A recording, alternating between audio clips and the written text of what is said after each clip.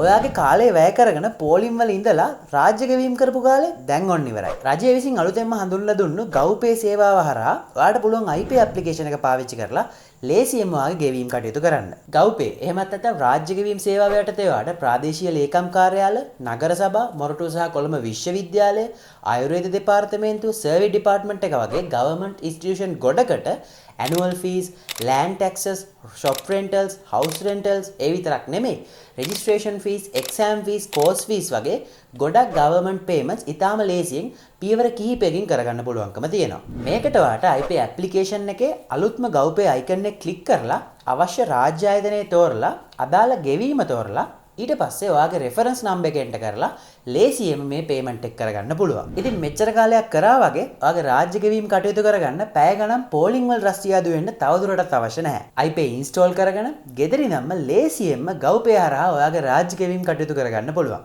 ඉතින් අදම iPay download කරගන්න.